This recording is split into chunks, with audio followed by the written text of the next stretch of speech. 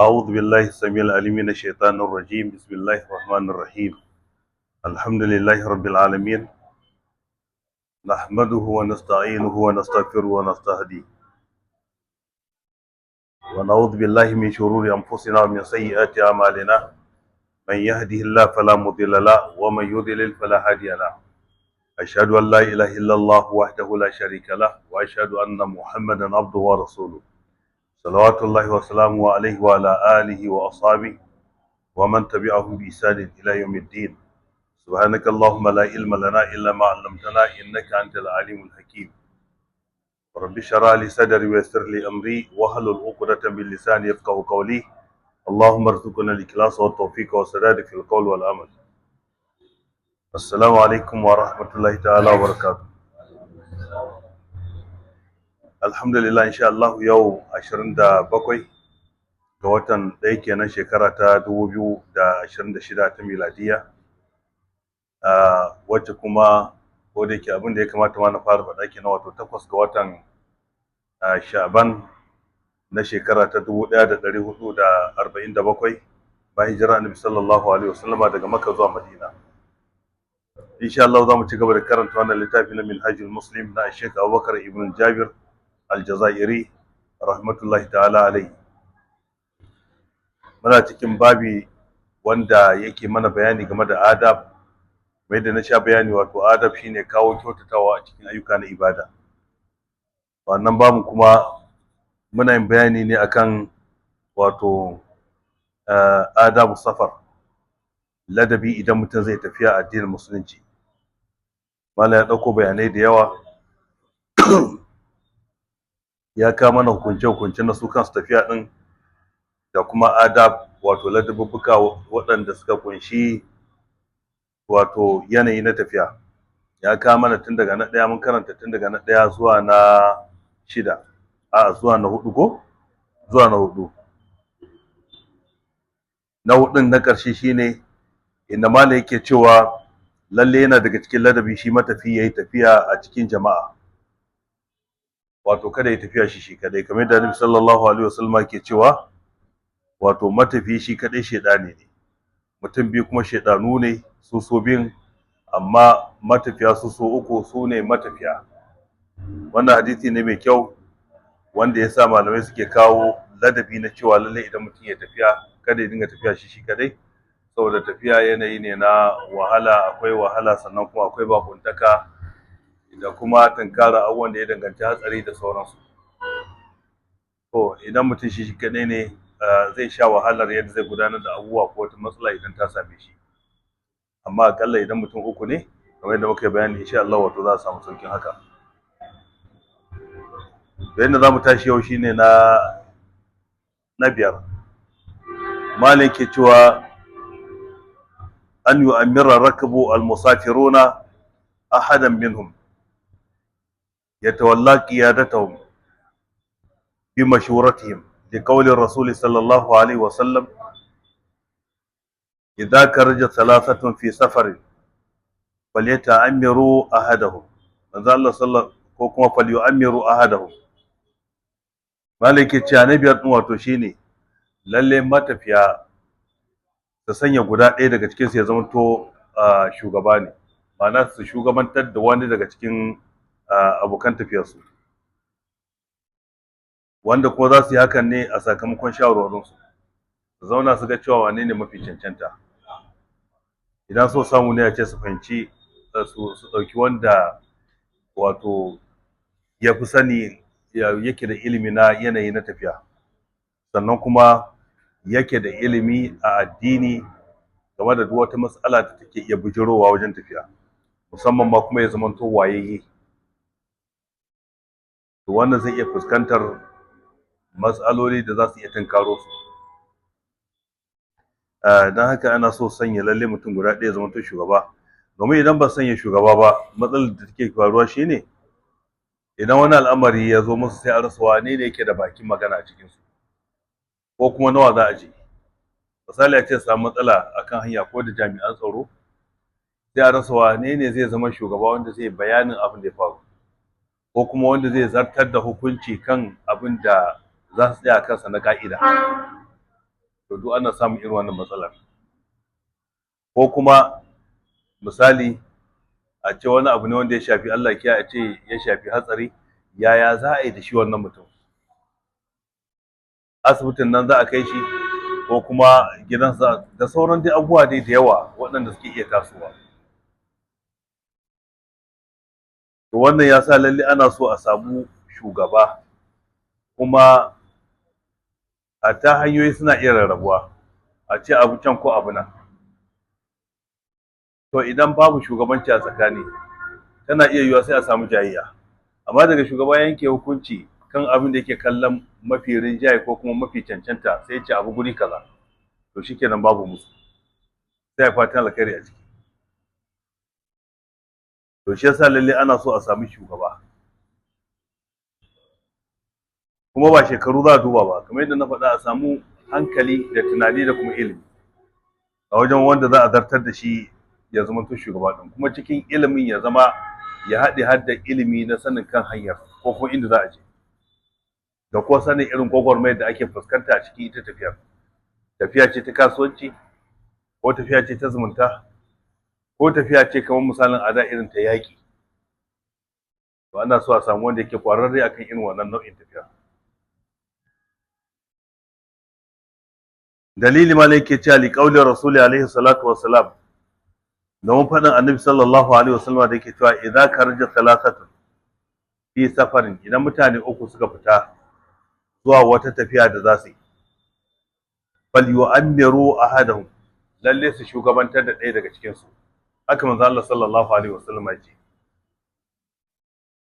Sai na shida, malike cewa an yusalliya qabla safarihi salatal istikara, yana da kyau wanda zai tafiya kafin ya tafi ya sallata istikara. Kenan kaga tafiya ka nemi zaɓin Allah a cikinta, kar ya zama to kawai dabara ka ce da fahimtar ka da sauransu aka yi tafiyar. Ko da ku abun a bisa alƙawari ne aka ce ka je yau ko kuma lallai ka je rana kaza, ka dinga kallon kan cewa kamar yankakken al'amari ne, lallai a wannan ranar sai ka tabbata inda aka ce da kai ka je. Duk da haka ka nemi zamu Allah subhanahu wataala. Tana iya yiwa idan kai istikara sai ka ga wata matsala ta same ka wacce ta hana ka zuwa wannan gurin duk da muhimmancin sa, ko wannan garin duk da muhimmancin ka je a wannan lokacin. Daga bisani tana iya yiwa sai ya bayyana ka ga irin hatsarin da yake kan hanya, ko kuma ya zama watakila idan ka je a wannan lokacin zuwan naka ba zai amfanar ba, shi ma gurin wanda zaka je ko ofis din da zaka je da sauransu watakila su ma sun samu matsala. Ranar da aka canza sai a ce ai gwanda ma baka zo yau ba, sakamakon istikara ne. To idan mutum ya istikara lalle zai samu alkhairi na tafiya, Allah zai zaba masa abin da yake shine mafi alkhairi. Mana yace dalili ku shine li targhibir rasuli alaihi salatu wassalam fi dalika, saboda kwadaitar manzo Allah sallallahu alaihi wasallam cikin haka. Hatta innahu kana yu'allimuhum iyyaha kama yu'allimuhum as-surata min al-Qur'an al-Karim. Har manzo Allah sallallahu alaihi wasallam ya kasance yana koya wa sahabbai istikara, addu'a ta istikara kamar da yake koya musu wata sura ta al-Qur'ani. Wa fi jami'il umur, da ko dukkanin al'amura ma idan mutum zai gudanar yayi istikara. Kamar abin da ya shafi neman aure, samari ana yin istikara idan za a nemi aure. Kawai abin da mutum yake nema shine kyakkyawa a irin yadda zuciyarsa take so, kuma har ma ya dinga sautuwa idan bata kula shi ba, ko kuma idan bai samu shiga ba, ko kuma a'a idan ya daɗe yana neman auren ya samu shiga din amma sai wani lamari ya zo watakila auren yana nema a samu tangarɗa, sai hankalin sai tashi. Don a lokacin da za ka yi aure, rayuwa ce da ake tunanin idan mutum ya ake tunanin za ta zama to ta dawwama, wato tun daga sanda suka yi har zuwa mutuwarsa, kuma wala Allah ta zama to masa mama ta sama aljanna.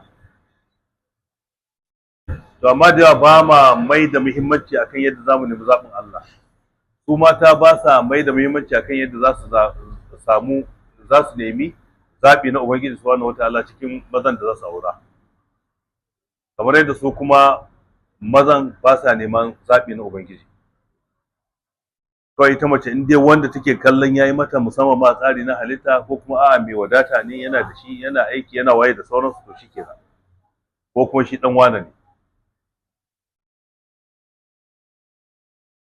To Allah ko shine san alkhairi. Kar ka ga cewa ko tana zuwa islamiyya, a'a zuwa islamiyya wani abu ne mai kyau, amma Allah madaukakin sarki shine ya san abin da yake mafi alkhairi. Yasa Nabi sallallahu alaihi wasallam ya ce tunkahul mar'atu li arba'in limaliha wa li hasabiha wa jamaliha wa li diniha fadfar bi zati dini tarbat yadaka. Ana auren mace saboda dalilai guda hudu, ko saboda tana da dukiya, ko saboda dangantakar ta ita yar wani ce, ko kuma saboda tana da dukiya, kamar irin abin da ake a yanzu. Mafiya yawan mutane sun fi son auren ɗauki sandanka, a ce tana da gidanta, tana da abincinta, ba ma illa ma kuma a ce ta haɗa ma tana da mota, sannan ko tana da hanya da kuɗi suke zuwa mata. To da waɗansu mazajen suna son irin wannan saboda wato a tibilis, ba abin da ya sha musu kai. To haka nan kuma akan yi aure saboda me? Saboda kyau, cewa ita tsaleliya ce irin yadda yake so, ya dinga siffanta ta ga abokansa, ko ya dinga ɗauko hotonta yana nunawa, saboda a taya shi ya ba mata, don ya ji daɗin kan cewa lallai kyakkyawa ya aura. Ba me ci gaba haka? Ba ci gaba bane ko kaɗan. Ba hana ka auri mace kyakkyawa ba, ko ta zamanto mai wadata, ko ta zamanto yar dangi, ko kuma yar wani, duk ba hana ka ba. Amma Nabi sallallahu alaihi wasallam ya ce wani kuma yana auren mace ne saboda mai addini, saboda haka Nabi sallallahu alaihi wasallam ya ce fadfar bi zati dini tarbat yadaka. Fadfar bi zati dini, kai kokarin dacewa da ma'abociya addini, tarbat yadaka, sai hannayenka sai albarka, sai sai riba. Abin da ke nufi, sai zaman ta kyau ku ta kyau, kuma sannan ƴaƴayenku su zama masu albarka. Saboda haka karka yadda daga cikin irin wa'inda suke cewa idan baki ba sai rijiya. To duk wannan yanayi ne da ake so a yi istikara. Ko kasuwancin nan da kake kallo, da yawa mutane daga sun ga wani yana kasuwanci irin nau'i kaza, kawai ido a rufe sai su faɗa wai yana samun kuɗi. Da za su tambayi tarihin sanda ya fara wannan kasuwancin, to tana iya yiwuwa akalla ya kai shekara 20 ko shekara 25, ko kuma a'a mafi kankanta a ce ya yi shekara 10 yana wannan ciniki. Saboda haka ya san daɗinsa, ya san wahalarsa, ya san maslaharsa. Idan aka samu matsala cikin business din, ya san yadda ake kokari a samu daidaito. Amma kai yanzu nan kawai kana kallo kawai, a ai wane ribar da ya samu ba na fa kaza kaza, har trailer ya canza mota yar kaza waye da sauransu, yayi gida, wataƙila ba har ya hada da aure. Kai ma so kake yanzu nan kai, kuma kai kamar nasa.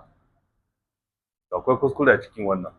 Ba hana aka mutum ya sana'a ba, ko kai ne ya fahimci wata sana'a mai alkhairi mai kyau, a ce shi ma yayi ta, ba hana aka yi ba, amma ya nemi zaɓin Allah. Za ka yi mamaki wani kankantar sana'ar da yake, amma ko irin albarkar da take tattare da wannan sana'ar. Wani shago za ka gan shi yana da shi, kayan provision ne, ba su taka kara sun karya ba, amma za ka yi mamaki Allah maɗaukakin sarki ya yi masa riga da wando, gida, iyalansa, duk baya samun matsala cikin wannan. Amma ya daɗe ya horu akai, ya san lissafin, ya san yadda yake. Kai kana kallon ba ma illa irin mu da mun kusan mu zama yan fansho. Idan mutum ya gama aiki ya ci sai ya samu giratutarsa, yana samun yar miliyan ɗansa, miliyan 3 ce, 5 ce, 10 ce, ai shi gashi mai kuɗi. Wani ma yana da shagon da kayayyakin cikin su gabaki ɗaya ba su wuce naira 400 ba, ga yadda yake, ai shi gashi mai kuɗi. Sai je kama shago wanda yake double ɗin na wancan, ya zuba wajen naira miliyan 2. Kaga shi a tunaninsa zai dinga samun ma ninkin abin da wancan yake samu. Wallahi bai wasa ba, shekara ba za ta dawo ba sai an zo ana kallon shagon, wato ana kallon sararin shagon, alhali da duya tunkushe shi da kaya. Da yasa ba lokaci guda ake koyon sana'a ba, sannan ko kai istikara. akwai da yawa waɗansu idan sun kare aiki suka samu kuɗi sai ka sun je sun buɗe gidan gonar kaji ka haɗa kanka da ciwon kai kaza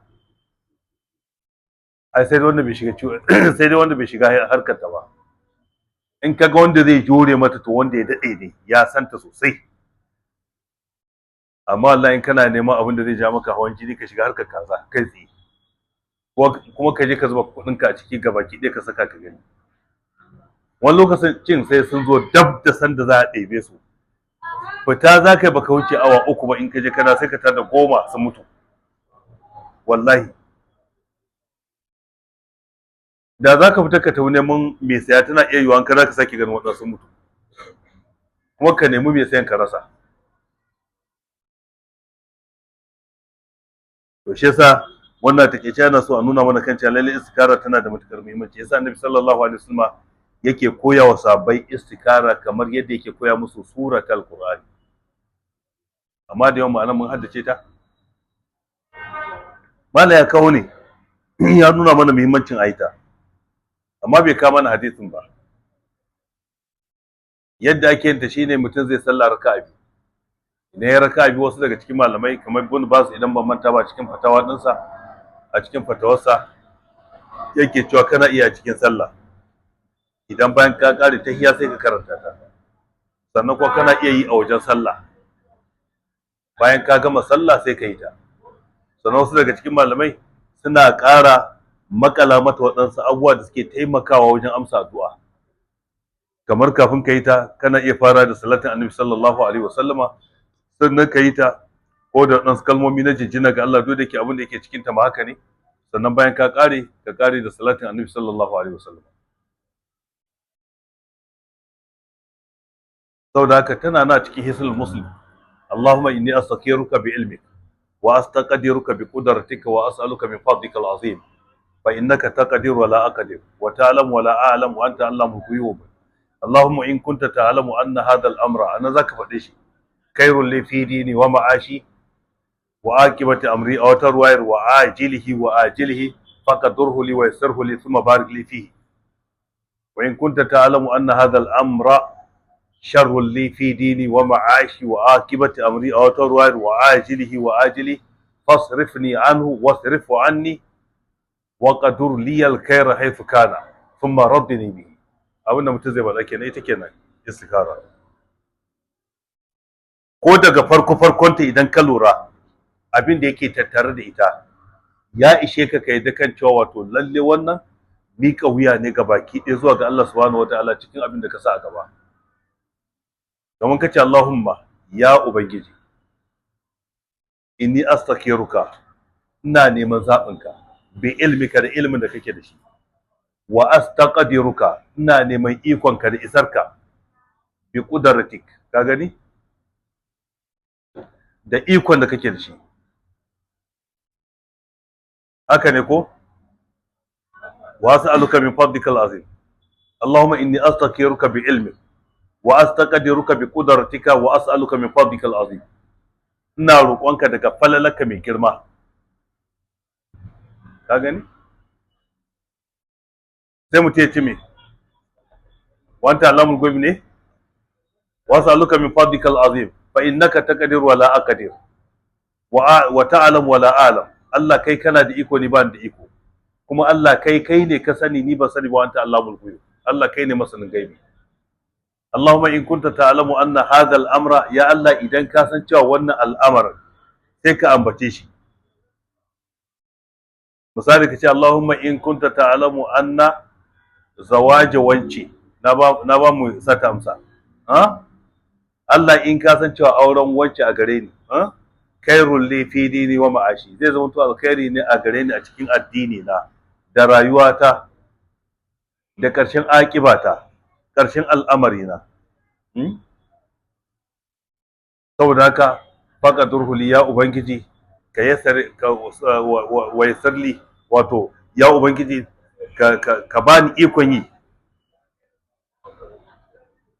sannan wa yassarhu li ka sawwaka mini ma'ana duk wata hanya da zaka isa zuwa ga wannan burin naka na aure ko ko burin ka na kasuwanci Allah ya sawwaka maka so barik li fi sannan ya Allah kai mini albarka cikin sa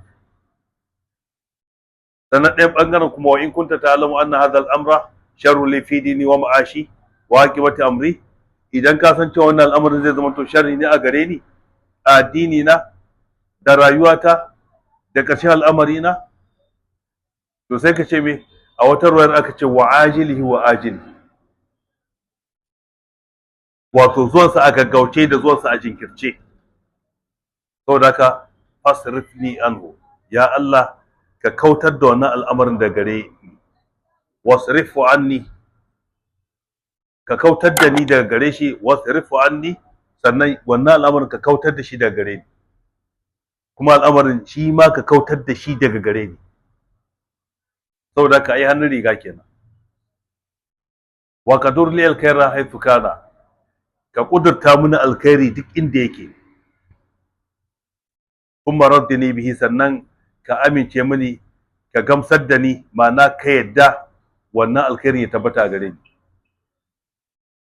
To ka idan ka zo abin da yake cikin ta, lalle ka miƙa wuyanka zuwa ga Allah subhanahu wataala. To idan za ka yi tafiya ana so ka yi wannan, kuma ko da tafiyar nan ta zama wata tafiya wacce ka saba, ba wai sai ka zama to bako a cikin tafiyar ba.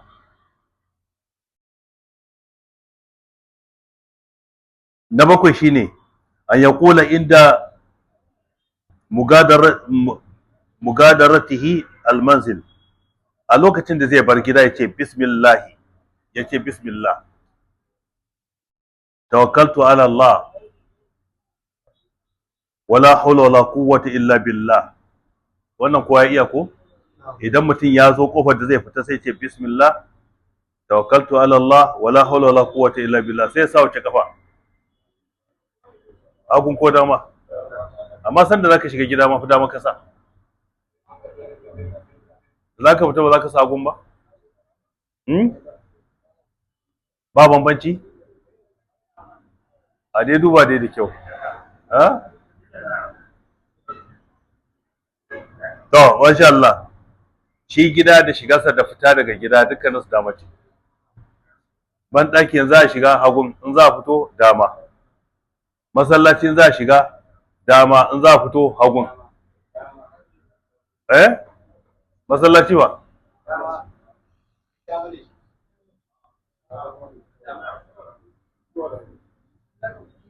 Dama, masallaci dama ce ko hagun ne?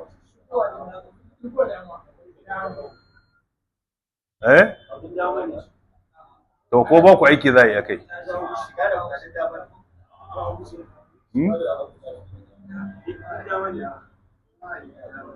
To an ba ku aiki ku zo da shi. Inda naga kowa ya jajirce akan nasa, da a ce sai ne sai na faɗa. Amma kowa ya je bincika ya gani. Shiga da fita du dama ne, ko ku shiga dama ne fitowa hagun ne?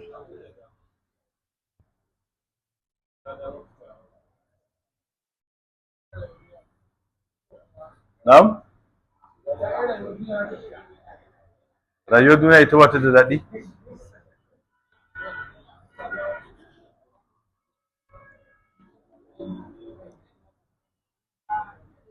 To alayi halin shi masallacin za a fito daga hagu yake fitowa. Saboda ai shi cikin masallaci din, wato ko da shi ana nuna ina ne fifiko. Shi gida da waje kusan duka ɗaya ne. Baka san ina ne yake alkhairi ba, tana iya yiwa alkhairi ya zama to yana waje ko ya zama to yana cikin gida. Amma shi masallaci tabbas lalle masallaci ya fi ko ina alkhairi.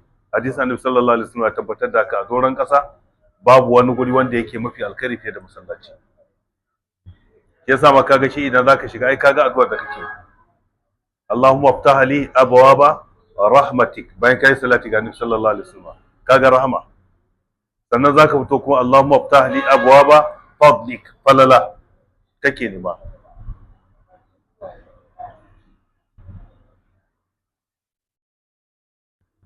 To idan mutum ya zo fita zai ce bismillah tawakkaltu ala Allah, ina wato da sunan Allah, kamar wato zaka fara tafiyarka da sunan Allah. Tawakkaltu ala Allah, na dogara ga Allah, wala haula wala quwwa, bani da wata dabara, wala quwwa, bani da wani karfi, illa billah, sai dai ga Allah. Sannan sai ka kara Allahumma inni a'udhu bika an adilla aw udalla, yayin da ka fita kenan wannan. Wancan sanda zaka fita. Idan ka fita kuma Allahumma inni a'udhu bika an adilla aw udalla, ya Allah ina neman tsaronka, ina neman tsari daga gare ka, an adilla,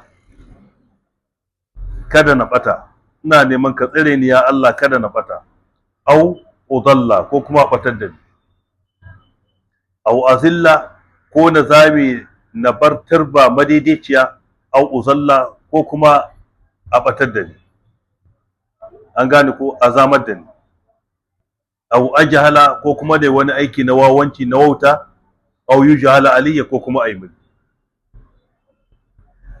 To wannan yana da kyau sosai wannan addu'ar, har ma idan zaka tafi masallaci ana so ka wannan addu'ar in ka kama hanyar ka ta tafiya masallaci, musamman ma irin wannan fitar muna ci muna gani ga wani ladani ko an yanka shi an cire masa makogaro, na haka zaka fita musamman ma irin su sallah asuba kuma wani lokaci ne, sai ka roki Allah subhanahu wataala da irin wannan, ka fito ka ce Allahumma inni a'udhu bika min an adilla aw udalla aw azilla aw uzalla ko aw mi aw ajhala aw yujhala alayya.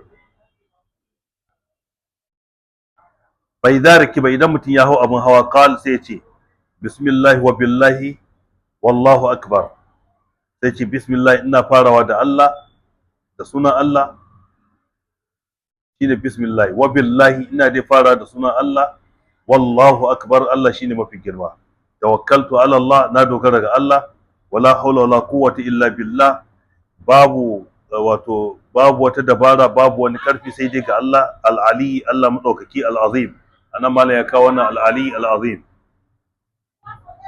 mafi girma, masha Allah kana, abinda Allah madaukakin sarki ya so shi yake kasancewa, wa ma lam yasha lam yakun, abinda Allah bai so ba baya kasancewa. Subhanallazi sakkara lana hada, aminci tsarki ya tabbata ga wanda sakkara lana hada, ya hore mana wannan, domin abin hawa da kake kallon horiya ce, ba ma wai horiya ta kuɗi ba, ya hada da horiya ta kuɗi da kuma horiya ta me sarrafa shi. Ba na Allah madaukakin sarki ya hore maka wata ya zaka hau keke na kafafu guda biyu sai rara ko ka dinga tafiya ba tare da ka faɗi ba, ka dinga challa gudu, har wani lokacin ba dan karambani ka dinga daga kafar gaba kana tafiya.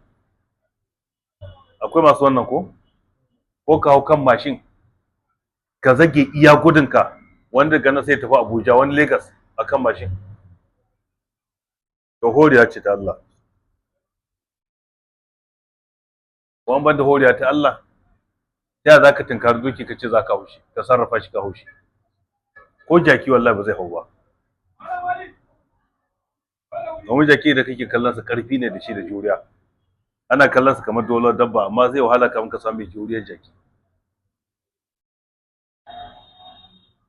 Masu nazari suna cewa ko doki ba shi da juriyarsa, yana da karfi fiye da jaki, amma a juriya bai kai jaki ba. Duk da ana doguwar tafiya da shi, amma yana da bukatar huta, yana da wane ne, amma jaki zaka naga masa kaya kai ma ka hau kai, doki bai fiye daukan wannan abun ba. Wannan sai rakumi amali shine kat, shi ko wannan baka masa.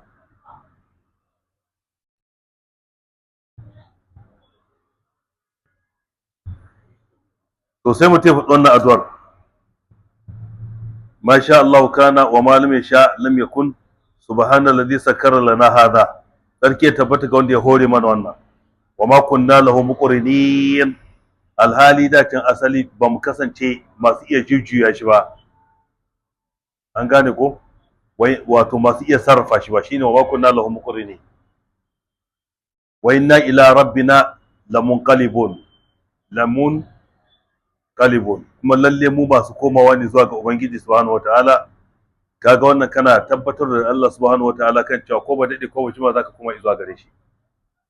Allahumma inni as'aluka fi safarina hada albirra wa taqwa, ya Allah ina roƙonka cikin wannan tafiyar tamu albirra, ina roƙonka na zamanto mai biyayya, albirru wato shine mai nagarta, na zamanto nagartacce a cikin tafiyata, wa taqwa sannan ina roƙonka jin tsoron Allah cikin wannan tafiyar ya Allah, wannan tafiyar tamu, wa min al'amali ma tarda, a wannan tafiyar ya Allah ina roƙonka ka hore mini aiki wanda kake gamsuwa da shi, kake yarda da shi.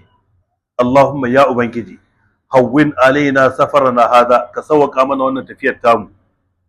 Wa tawi anna bu'da, ya Allah ka nannade mana nisanta. Sai ka tafiya mai nisa Allah ya kawo muku ita cikin sauki. Ta ina sai ka ga Allah ya bewa abin hawanka nagarta. An gane ko? Sai ka ga Allah ya kawo maka duk wani sauki a cikin tafiyar. Kamar irin a yanzu wani guri akwai gosulo, duk inda ka tafi sai ka ga Allah ya yayi maka. Bayan ana nufin cewa tana iya yiwuwa Allah madaukakin sarki mai iyawa ne a rage maka tsawon hanyar. Amma yawanci wato wannan abin da ake nuna wato shine ka tafi salin alin ba tare da wani abu ya tsaye da kai ba. Yanzu a motar ka kana cikin tafiya sai aka ce tayar ta fashe. Wannan tafiya za ka yi ta cikin sauri kuwa zai wahala, tilas a samu tsaiko. Ba ma illa ce a garin ma da ta fashe din baka da safiya. Kaga sai an je an nemo, sai an samu wani abun hawa din an je an so mata. Kaga an sami tsaiko kenan sosai. Ko misali a ce ta lalace ko ta buga ko ka to ka samu gosulo. Dan nan naji an ce an samu wani gosulo ko kan titin Zaria nan ne an samu wani gosulo da an yi wajen awanni ba awa ɗaya ba tsakanin kan titin Zaria ko akwai dai wanda muke magana da shi na manta daidai gurin da yake gamu ana samu haka. Sannan ni ba zan manta ba muna aiki a ma'aikatanmu da yake aikinmu muna kewaye haka da mota a wannan lokacin. A nan kofar ruwa za mu je Kurna, daga nan kofar ruwa ni gosulo da muka taɓa samu sai da na nuna direba na nace kaga karfe kaza bari ka ga wurin nan kafin ya warware. Rana Asabar ce ranar da 'yan kasuwa suke shigowa sosai, wallahi sai da ya zo ya haura kan awa ɗaya sannan muka bar wajen. Ana matsawa hankali.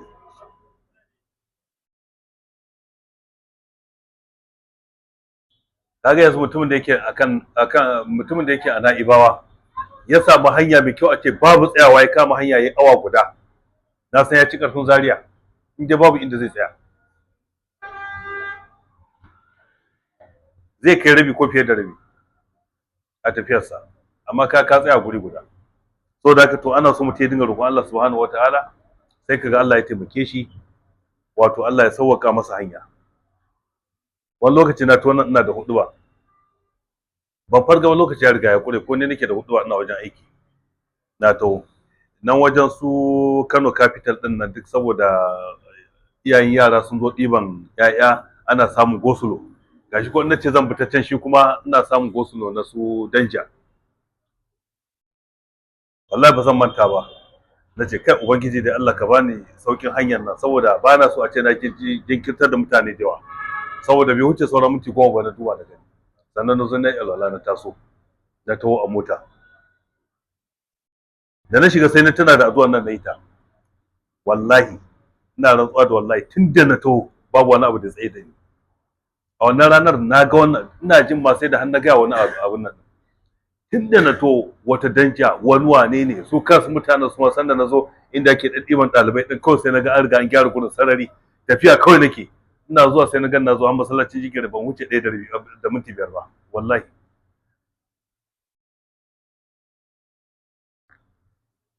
To kaga wannan duk rage maka nisan gurin ne, a sauwaka maka kan hanyar ma ba tare da ka samu wata matsala ba.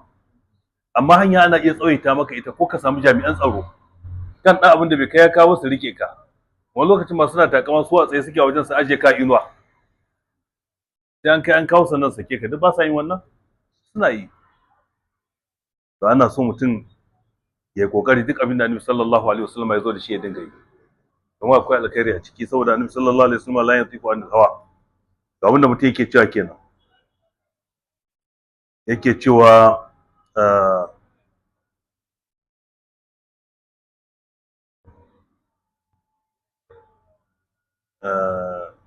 yawa wajen addu'ar ko Allahumma hawwin alaina safari, Allahumma hawwin alaina safarana hadha, da zaka ma safari na nace safarana hadha zai zama wa tawi anna bu'da. Allahumma anta as-sahibu fi safar, ya ubangiji Allah kai ne wato as-sahibu fi safar, ya Allah kai ne wanda nake tare da shi a cikin wannan tafiyar, kai ne abokin tafiya. Allah ba shi da aboki, amma abin da ake nufi shine kana tare da Allah subhanahu wataala. Wal khalifatu fil ahl wal mal, ya ubangiji kai ne tamkar madadi a cikin iyalai da kuma dukiya, ma'ana kai ne khalifa, kai ne mai kulawa da iyalaina da dukiyata. Kana mika Allah subhanahu wata'ala wato ya zama mai kulawa da iyalanka da kuma dukiyarka. Allahumma inni a'udhu bika min wa'tha'i safar. Ya Allah, ina roƙonka daga irin wahalhalu da ake samu a sakamakon tafiya, wa ka'abatul manzar, da mummunan gani a cikin halin tafiya. Ka'abatul manzar, mummunan gani kenan duk wani abu wanda yake mai muni, abin da ya shafi hatsari da sauransu, kana roƙon Allah subhanahu wataala ya tsare ka.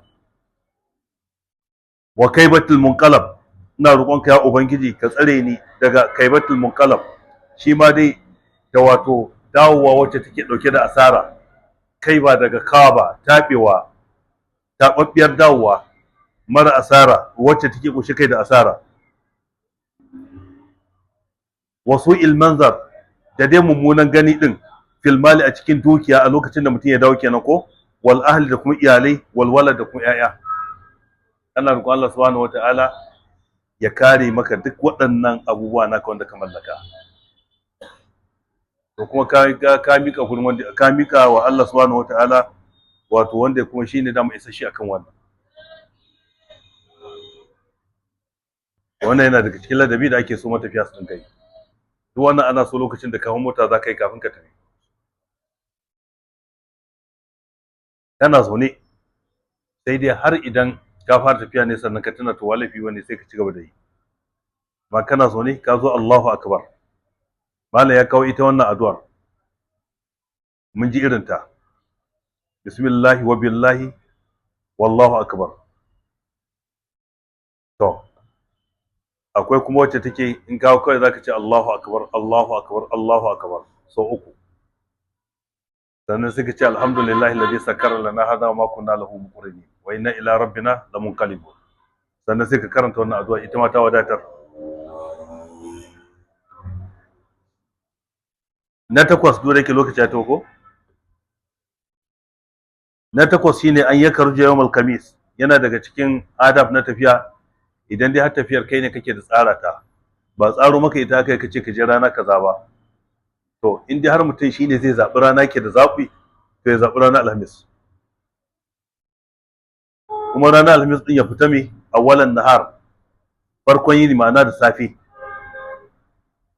Li qawli rasuli sallallahu alaihi wasallam, saboda faɗin annabi sallallahu alaihi wasallam da yake cewa Allahumma barik li ummati fi bukuriha. Allah ka yi wa al'ummata albarka a cikin sammakonta. Shi yasa ba wai tafiya ba, duk abin da zaka yi shi cikin sammako zaka ga albarkarsa. Duk abin da zaka yi shi da safe, ka fara yi da safe, insha Allah zaka ga albarkarsa. Yana daga cikin albarkar zaka ka samu sanyin zuciya, kai ba zai zafi ba. Shi yasa in kai mai karatu ne zaka yi nazari, ka yi bayan asuba. Idan alqur'ani ne za ka karanta, kana so ka dinga yin karatu, ka dinga sanya shi bayan sallar asuba, bayan ka gama azkar ɗinka ka karanta alqur'ani.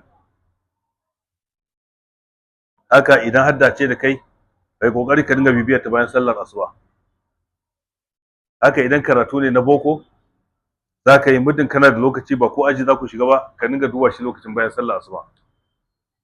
Ana gane shi sannan ko ana da fahimta, saboda sannan babu wata pressure, baka shigo cikin duniyar ba, ina nufin duniyar aiki. Da ka fito ko kace bismillah tawakkaltu ala Allah, to shikenan kuma an shiga fafatawa. Amma yayin da sallar asuba ta yi kafin ka fita, to duk zaka tarar mutum yana da kwakwalwarsa fresh, wannan bai hau kanta ba. To shi yasa ana samun albarka ta fahimta, sannan kuma abin ya zauna a cikin kwakwalwar, saboda yana da gurbi a sannan. Amma a lokacin da sai da ta gama cunkushiya da abubuwa, to sai ka ga wani abu ma idan ka saka shi a gaba sai ka ji kanka yana ciwo, ba za ta iya ɗauka ba, saboda abubuwa yi mata yawa sosai. Da ana so a dinga abubuwa da safe. Don haka idan za ka yi tafiya, inda za ka yi sammako, sai ka ga daga bayan sallah asuba karfe 6, ba dan hanyoyi da waɗansu ba a musu da sassafe ba, daga nan zuwa Abuja za ka je ka tar da kafin rana ta yi zafi sosai, ya fi daɗi. Amma ka ga mu mutanen mu sai suke wato laluban lokacin dare, saboda kamar babu motoci kuma ya fi daɗi da sauransu. To kuma ka ga abin da Annabi sallallahu alaihi wasallam ya faɗa, ba wai hani ne na gabaki ɗaya ba, amma dai kai mai tafiya a cikin dare ka san cewa ka fi kowa tunkar hatsari, kuma haka ne.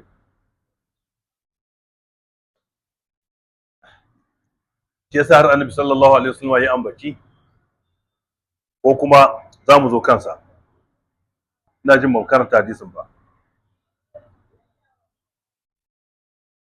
to wannan kenan.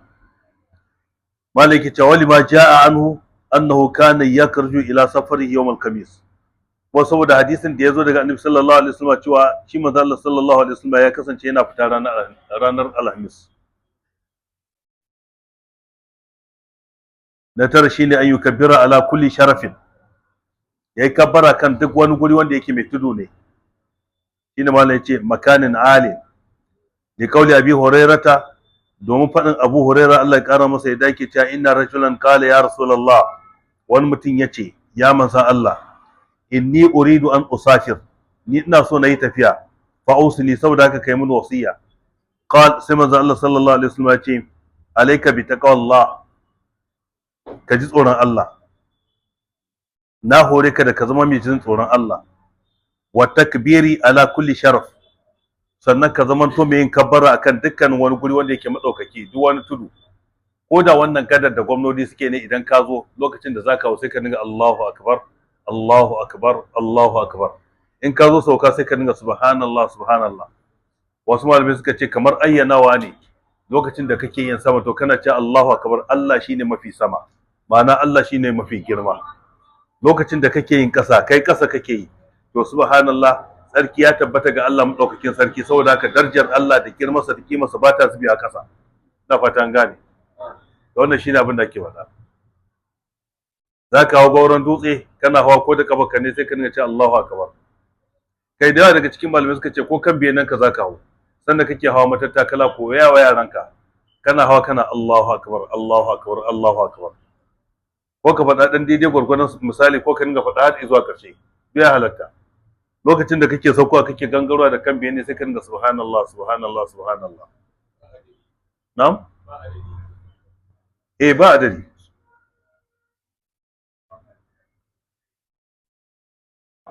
Sai har ka daidaita. Sai har ka daidaita.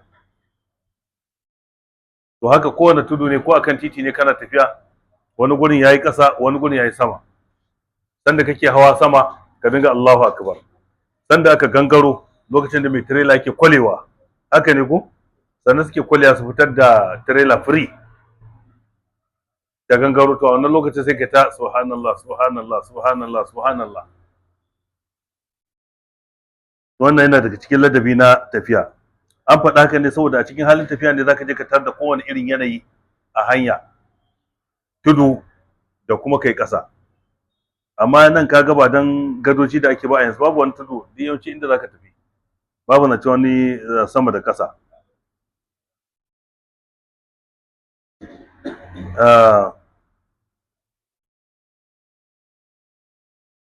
Na goma wanda ko kansu za mu tsaya insha Allah shine idza kafa nasan, idan ya ji tsoron waɗansu mutane, kamar yadda yanzu idan za ka yi tafiya kana jin tsoron haɗuwa da kidnappers ko kuma irin 'yan boko haram ko 'yan fashi ko da waɗansu mutane masu ta'addanci, ko kuma a'a katsam kana cikin tafiyar sai ka hango wani cincirin da mutane wanda baka da yarda da su, ko da ba kidnappers bane ba 'yan boko haram bane, amma dai baka samu amincewa da su ba, ko wani irin mutane ne, to sai ka ce Allahumma inna naj'aluka, wannan an kashi ne da siga ta mutane da an kai kadai ne, Allahumma inni aj'aluka Allahumma inni naj'aluka fi nuhurihim wa na'udhu bika min shururihim, bi qawli rasuli alaihi salatu wassalam dalika. Saboda haka annabi sallallahu alaihi wasallam ya faɗa addu'ar da zaka kenan, Allahumma inna naj'aluka fi nuhurihim, ya ubangiji mu mun sanya ka ka zamanto a gaban su, wa na'udhu bika min shururihim, ya ubangiji muna neman tsarinka daga sharrin su. Nuhur kamar wato annahar, an gane ko, kamar wato ka sanya ubangiji subhanahu wataala ya zamanto wato yana gaba, ya zama mai yi maka kariya kafin ka isa zuwa gare su. Ina fata an gane abin da ake nufi kenan. Wannan adab ne na tafiya. Idan mutum bai yi ba za a ce ya saba wa Allah ba, sai dai ya bar sunna ta annabi sallallahu alaihi wasallam, ko tana iya yiwa ya samu asara a sakamakon haka. Nan zamu dakata kamar yadda na faɗa, insha Allah sai sati mai zuwa sai mu tashi akan na 11. Abinda muka karanta daidai da ce ne daga Allah, Allah ya ba mu lada, inda muka yi kuskure kuma Allah ya yafe mana. Assalamu alaikum wa rahmatullahi ta'ala wa barakatuh. Akwai tambaya? Da ke lokaci. Na'am. Wa alaikum assalam wa rahmatullahi. Wanda zai bi ba ni? Na'am.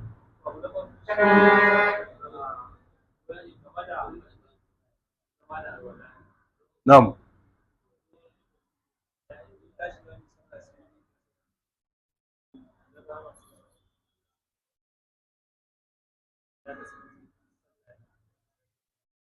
Ya kasance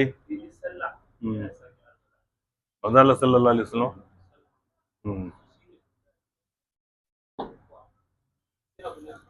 na'am.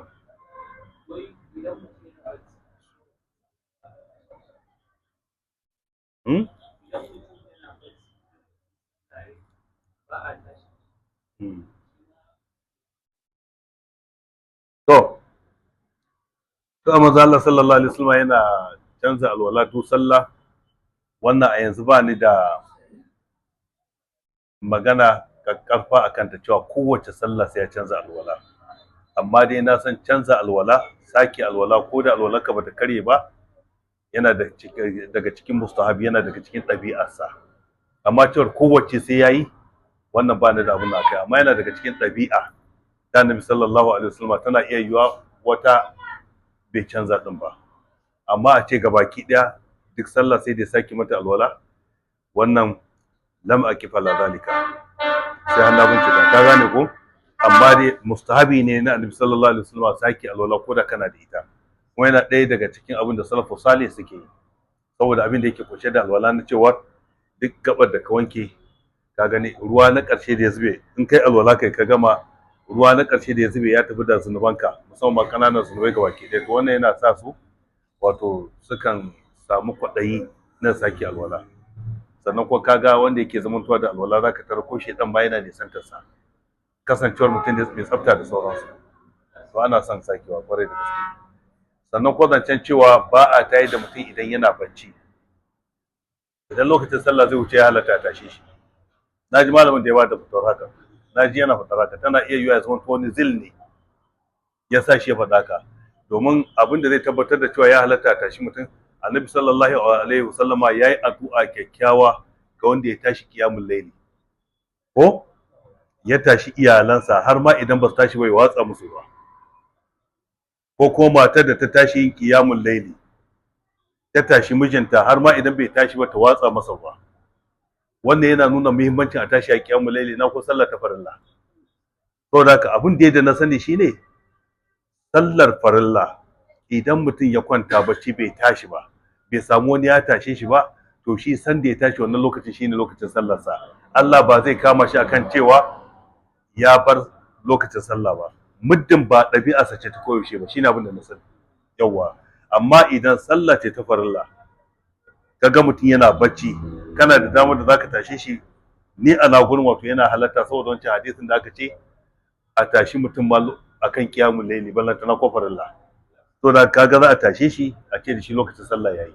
Yawwa, amma idan shine a karan kansa bai samu wanda ya tashe shi ba, to shi din kuma Allah madaukakin sarki ya yafe masa, domin bacci yake, wanda yake yin bacci yana da uzuri a wajen Allah subhanahu wataala, muddin ba ɗabi'arsa bace haka ya maida ita kowane lokaci ba sallah yake cikin jam'i ba. San da ya tashi iya sallah insha Allah wannan lokacin shine lokacin ta, kware da gaske. Na san fatawar da aka ba da yadda take, me kuke cewa trending ko a cikin abin nan, na san na ganta. Wannan wani lokacin mi hakuri, ni ba wani hamshakin malami bane, dan karamin ɗalibi ne, amma lokacin wato zilli yana sa malamai wani lokacin sai su faɗi wata maganar, shi yasa zaka ga waɗansu lokuta tunda social media ne, nan da na kusa ya challenge din malami kuma ya kokarin kare kansa ko ba zai karu ba. Yawwa, wani lokacin karshe ya zo ya ce to yayi kuskure akan kaza da kaza. Ina fata an gane. Yawwa, wa alaikum salam. Na'am na'am zai iya wani misali a wajen abin da za ka yi wannan gobe misali za ka yi duk da dukkan abu za ka yi ban ji ba wurin yin misali kuma wurin an na hadin abu misali mutum zai iya duk da dukkan wani abu da zai yi a to ita yadda annabi sallallahu alaihi wasallam cewa yayi idan ɗayan ku yayi nufin zai wani abu kaga kenan wani abu ne wanda bako ne a gurinsa bai san yadda yake ba ya taso yake so yanzu ya kutsa kai cikin sa zaka sai ya roki Allah istikara kansa amma ba abin da ka saba yin sa ba ai abin da ka saba yin sa kake cikin sa sai dai ka roki Allah dacewa ka gane ko sai dai ka roki Allah dacewa yanzu liman za ka ce da shi ga wani fili can da zai je sayar kaga babu zancen ce sai masa ma istikara sana'arsa ce kawai sai dai ce ai ubangiji Allah ka sa alkhairi a cikin sai da filin nan ka gani ba zan ce sai ya je istikara ba amma a ce zai shiga sana'ar da bayi yake bayan zai shiga sana'a da dillanci na gidaje da fili kan sauransu abin ya tsaya masa a zuciya sai je istikara idan wannan sana'a za ta zama mana alkhairi ya